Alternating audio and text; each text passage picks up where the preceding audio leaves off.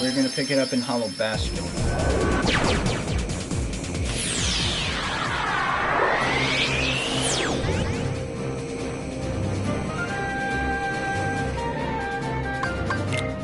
So we go to the Castle Chapel. Now, I kind of spoiled this a little bit on one of my earlier streams when I accidentally entered it, because I thought it would be like you had to examine it to enter it, but no, you just run right into it. Alright, I'm going to give Sora all the elixirs I have, which I think might actually fit perfectly. We had 8 elixirs for Sora. Gonna give ethers out to everyone else. This might just go completely wrong, and like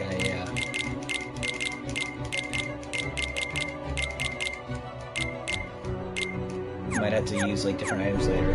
But for now, this is what I'm gonna go with.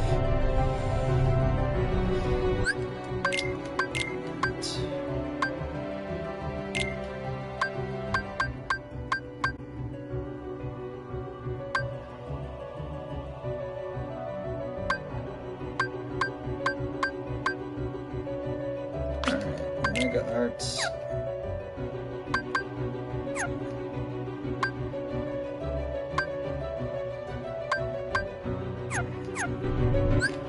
Also, based on abilities, I want to see if there's anything else I can...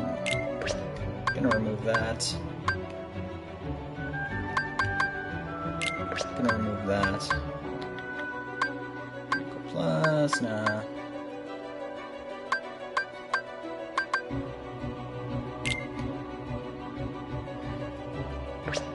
I'm going to mostly be doing ground combos, and I don't want anything too dramatic. I can also get rid of Ripple Drive, just in case. Alright, he's got a few extra things. I'm also going to have him equip Evolution, just in case it might come in handy.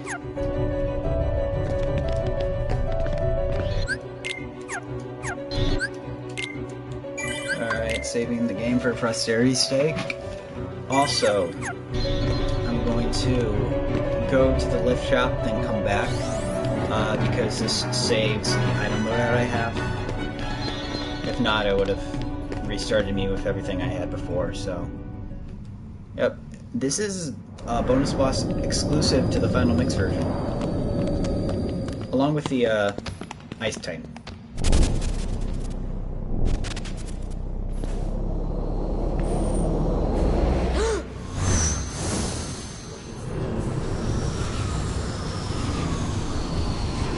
Yeah, I'm not even gonna try to read that.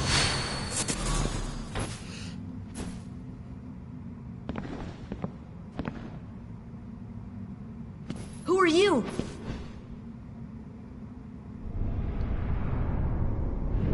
It seems you are special too. Ansem? That name rings familiar.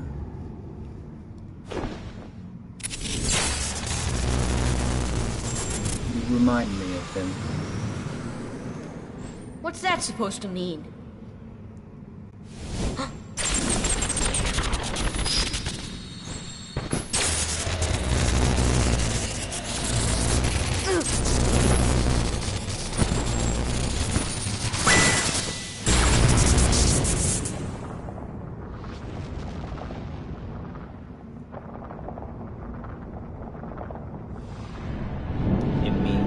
You are not whole.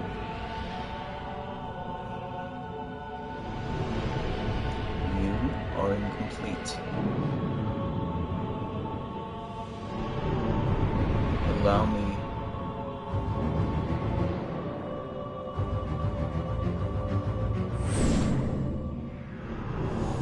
to test your strength.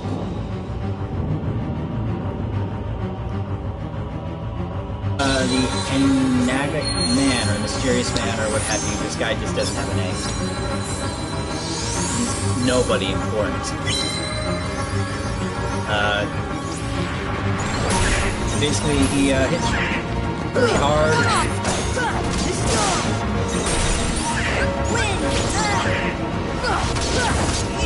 get a few attacks. He's not quite Sephiroth level hard, but he's still kind of tough. Basically, the way I would describe, like how each boss kind of is testing a different aspect of your like endgame knowledge. This one's kind of testing your ability to coordinate with Dom. You have access to all of your summons, all the abilities that come with being at full party. So it really comes down to like there's no one way to beat it. So that's the problem.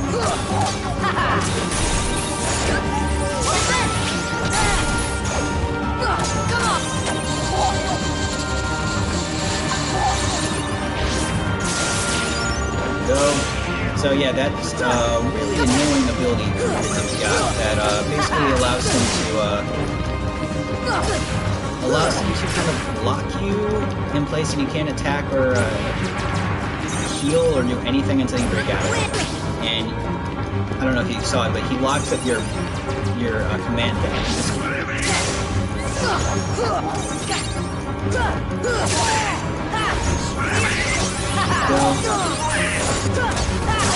And you have to hit and release, or if not, you hit shock, and then you have to slowly drain your HP essentially. And it's possible to block the attack that he locks you in with, but it's extremely difficult, so it's just about blocking. Our girl Tinkerbell is just kind of difficult.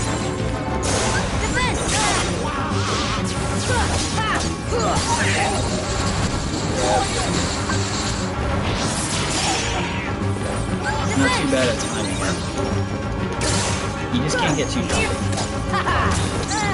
The good thing about Donald Duck is doing a good job of Peacock, which is like in this fight, I like the mentality I had with like Sephiroth is only heal when I'm at 180. That will kind of get me killed because of that ability, which is right. Oh yeah, this is another ability. He's kind of invincible. He's like running back here. So.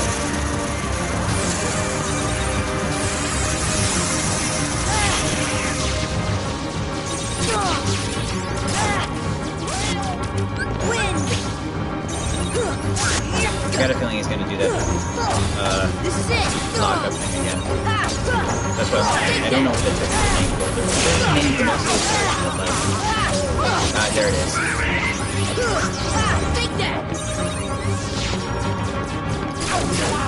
He has that laser thing. There's like the blue ones which stay in place, and then the red ones which just have like different configurations. There we go.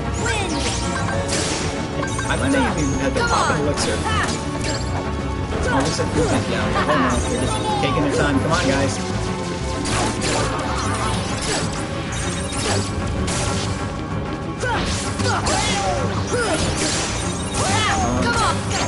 Come on. Let's go. This is it. And we got combo flush. Bam.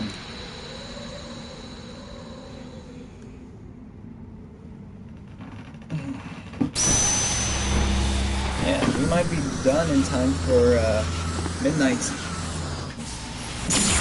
If I'm recording this the first day of January. Impressive. Most impressive.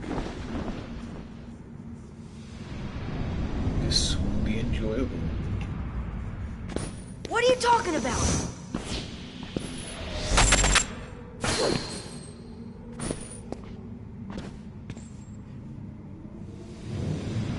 It is beyond your comprehension for now. Tell me it again. Wait! What are you...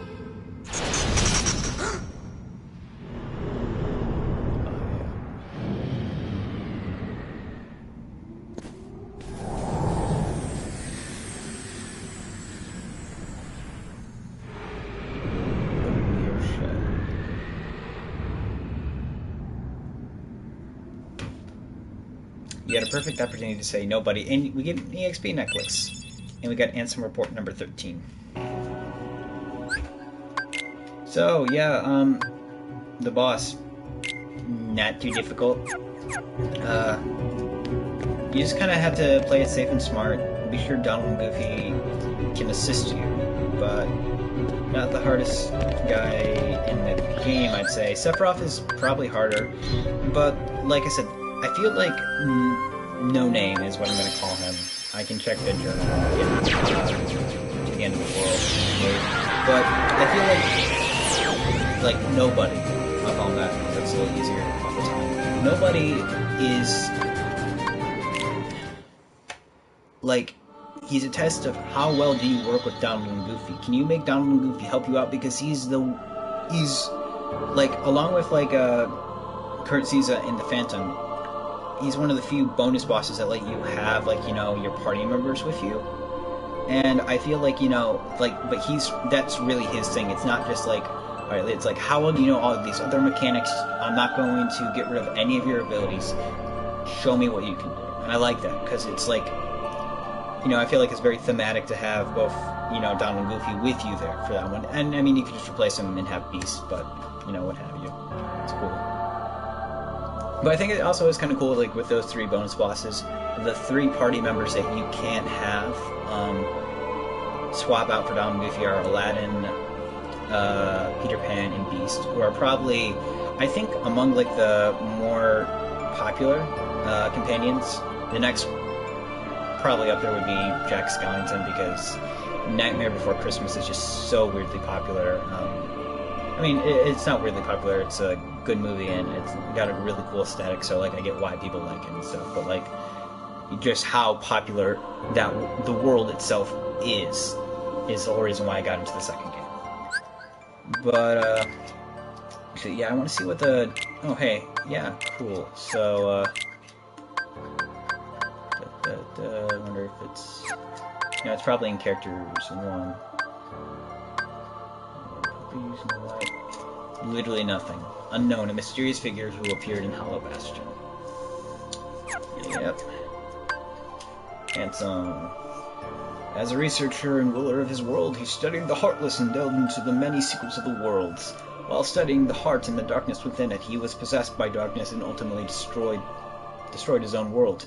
He sacrificed his body to attain great power and later possessed Riku to regain a physical presence. Failure to stop him means the end of all worlds.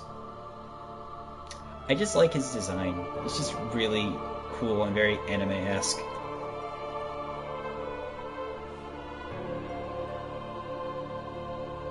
Yeah, so like there's no reason, but he just has like the 6-pack and like the tattoo of the Heartless showing. I think that's a tattoo, or it's like an emblem on the coat, but still, I don't know.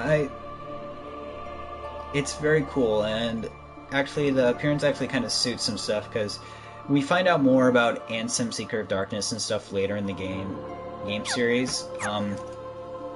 And we also learn about Nobody quite a bit. And actually, that's the thing I liked, is that the original bonus bosses for Kingdom Hearts, they really didn't have anything to do with the franchise afterwards.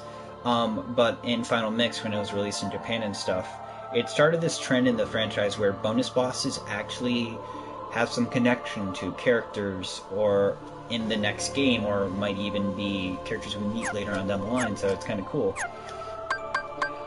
So while we're still kind of here, I'm going to go through the Ansem reports. I'm just going to read through all of them, so we can kind of end on this note, and then we can get going to the final boss after I take a little break. But I kind of wanted to, you know, there's like the connection between Nobody and Ansem for some reason, and I want to read through all the Ansem reports, and just so we have like the lore in our heads right before we go into the final boss and fight Ansem, you know, after reading his reports and stuff. Because the lore is like it's like my second favorite thing about Kingdom Hearts, next to just like the message and just the heart in theme of the games. So let's get some more going. Much of my life has been dedicated to the pursuit of knowledge. That knowledge has guarded this world well. Not a soul doubts that. I am blessed with my people's smiles and respect. But though I am called a sage, there are things I do not understand. I believe darkness sleeps in every heart, no matter how pure. Given the chance, the smallest drop can spread and swallow the heart. I have witnessed it many times. Darkness. Darkness of the heart. How is it born? How does it come to affect a soul? Where does it come now, Cotton Eye Joe? As ruler of this world, I must find the answers. I must find them before the world is lost to those taken by the darkness. It is my duty to expose what this darkness really is. I shall conduct the following experiments. Extract the darkness from a person's heart. Cultivate darkness in a pure heart. Both suppress and amplify the darkness within. The experiments cause the test subjects' hearts to collapse, including those of the most stalwart. How fragile our hearts are. My treatments produce no signs of recovery. I confined those who had completely lost their hearts beneath the castle. Sometime later, I went below and was greeted by the strangest sight. Creatures that seemed born of darkness. What are they? Are they truly sentient beings? Could they be the shadows of those who lost their hearts in my experiments? Shadows that crawl beneath the castle. Are they the people who lost their hearts? Or incarnations of darkness? Or something entirely beyond imagination? All my knowledge has provided no answer. One thing I am sure of is that they are entirely devoid of emotion. Perhaps further study will unlock the mysteries of the heart. Fortunately, there is no shortage of test samples. They are multiplying underground even as I write this report. They still need a name. Those who lack hearts, I will call them the heartless. The heartless appear in groups, and are multiplying rapidly. I've provided them both living and non-living samples. They've responded only to the living. They seem to multiply after absorbing something from the living creatures. Their prey vanishes without a trace. I believe the heartless are taking hearts. They are born from those who've lost their hearts, and thrive on hearts seized from others. The hearts taken by the heartless become heartless themselves. Though I lack proof, I am confident in this hypothesis. I must also study their behavioral principles. Though they lack emotions, they do seem to have some intelligence. How to communicate with them? It just occurred to me. Could they be the darkness in people's hearts? To study heartless behavior, I picked one out for observation. It wiggled its antenna and, as if sensing a target, headed deep into the castle. In the deepest part of the castle, its antenna began vibrating, as if searching for something. Suddenly, a strange door appeared. I'd never known of its existence. It had a large keyhole, but didn't seem to be locked. So I opened the door. What I saw on the other side mystified me. What was that powerful mass of energy? That night, I observed a great meteor shower in the sky. Could it be related to the door that I have opened? A massive core of energy lay beyond the door sought by the heartless. It may well be the ultimate goal of all heartless. What is that energy? I have devised a hypothesis based upon my observations of the heartless. The heartless feed on others' hearts, and they yearn for that energy core. That thing beyond the door must be a heart too. The heart of this world. There is no proof, but having felt that immense energy, I am certain that was the heart of the world. The heartless are trying to take hearts not only from all living creatures, but from the world itself. What do they mean to do with the heart of the world?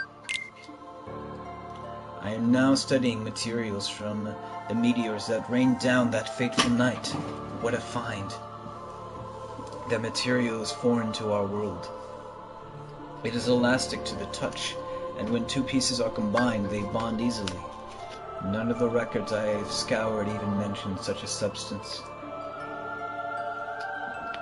Was it introduced to this world when I opened that door? I wonder how many other materials drift through the atmosphere of this tiny world. I wish I could soar off and find out. Now just imagine Ansem singing Part of Your World from The Little Mermaid. Could there be uncharted worlds up there? My curiosity never ceases to grow, but I should stop speaking of such unrealistic dreams. For now there is no way to venture outside this world.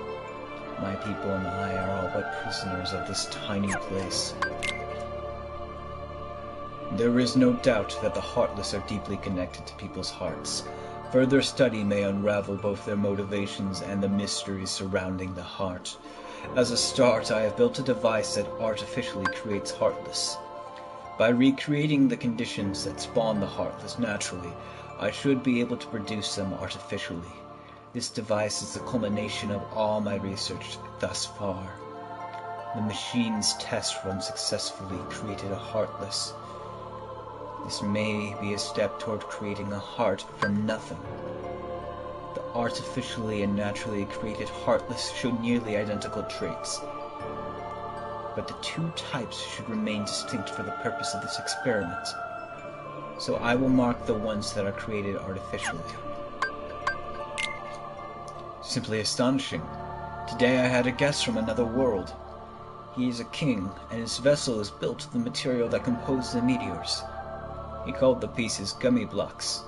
It seemed that my opening that door has opened a path to interworld travel. We talked for countless hours, but one story caught my interest. That of a key called the Keyblade. The Keyblade is said to hold phenomenal power. One legend says its wielder saved the world, while another says that he wrought chaos and ruin upon it. I must know what this Keyblade is. A key opens doors. It must be connected to the door that I have opened. Just as people have hearts, so do worlds. The same cannot be said of the stars in the night sky. The same could be said of the stars in the night sky. And deep within each world lies a door to its heart. The heartless desire those hearts. Born out of the darkness in people's hearts, they seek to return to a greater heart. Yes, that's it. The heartless come from people's hearts, as does the darkness. Is the core of the world's heart the world of the heartless? I will pursue the answer there and become all-knowing. My path is set. I shall seek out the wielder of the Keyblade and the princesses. My body is too frail for such a journey, but I must do this. I will cast it off and plunge into the depths of darkness. Opening the door to a world's heart causes its walls to crumble. These fragments are seen as shooting stars. This explains why these gummy blocks can travel freely to other worlds. I know the catalyst of this collapse, the appearance of the heartless. However, it will take time to search out the world's doors and to retrieve each heart. Furthermore, the doors can be locked using a Keyblade, making the heart forever unattainable. I must take action before the wielder of this key appears in this world. If the princesses and the Keyblade are connected, they should resonate. I have chosen a girl. I don't know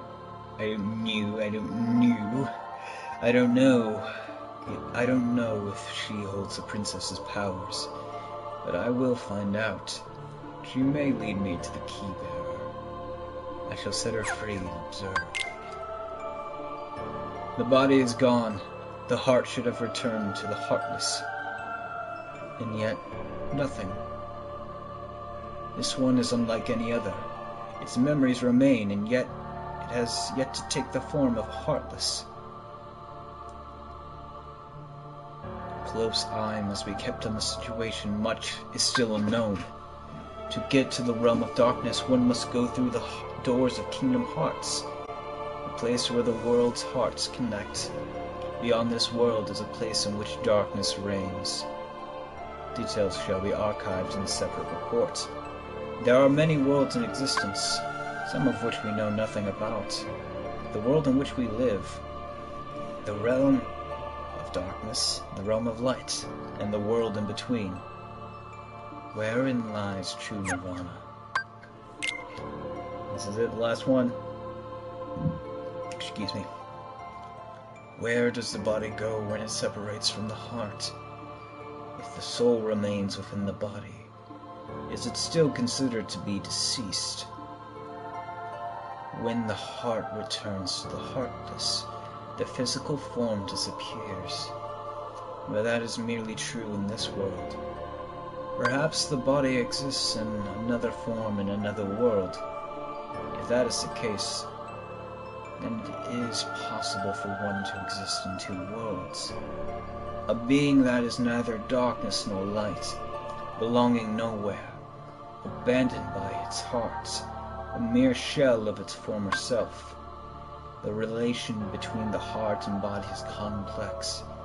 However, I am certain that if yourself exists here, then by definition, the other cannot truly exist. The other, the one which does not exist, shall be dubbed Nobody.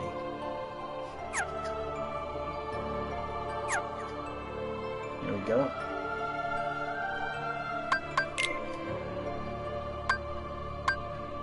Oh, hey. Oh, we're only missing one Trinity mark from each. Nah. I don't think I'm gonna get it. I've done kind of everything I want to. So,